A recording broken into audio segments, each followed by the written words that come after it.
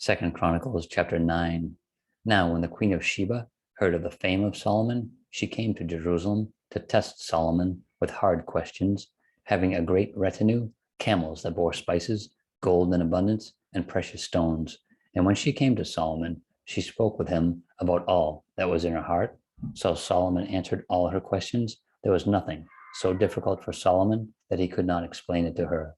And when the queen of Sheba had seen the wisdom of Solomon, the house that he had built, the food on his table, the seating of his servants, the service of his waiters and their apparel, his cupbearers and their apparel, and his entryway, by which he went up to the house of the Lord, there was no more spirit in her.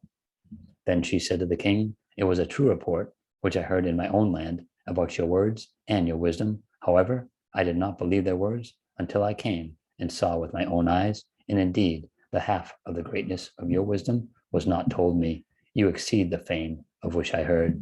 Happy are your men, and happy are these your servants, who stand continually before you and hear your wisdom. Blessed be the Lord your God, who delighted in you, setting you on his throne to be king for the Lord your God, because your God has loved Israel to establish them forever. Therefore, he made you king over them to do justice and righteousness."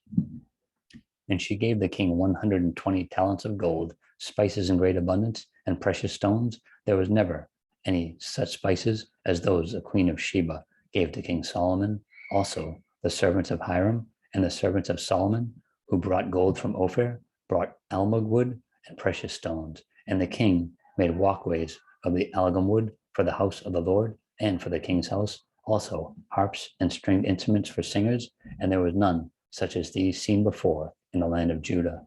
Now, King Solomon gave the queen of Sheba all she desired, whatever she asked, much more than she had brought to the king. So she turned and went to her own country, she and her servants.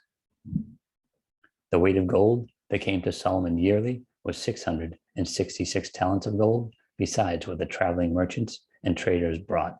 And all the kings of Arabia and governors of the country brought gold and silver to Solomon. And King Solomon made 200 large shields of hammered gold. 600 shekels of hammered gold went into each shield. He also made 300 shields of hammered gold. 300 shekels of gold went into each shield. The king put them in the house of the forest of Lebanon. Moreover, the king made a great throne of ivory and overlaid it with pure gold. The throne had 6 steps with a footstool of gold, which were fastened to the throne. There were armrests on either side of the place of the seat, and 2 lions stood beside the armrests.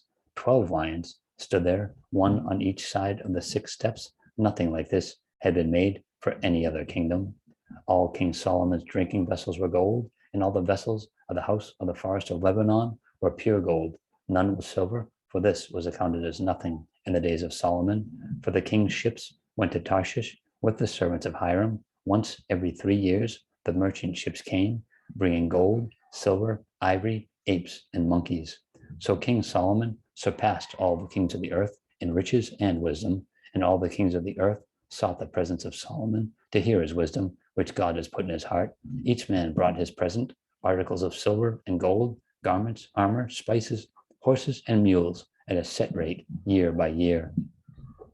Solomon had 4,000 stalls for horses and chariots, and 12,000 horsemen, whom he stationed in the chariot cities and with the king at Jerusalem.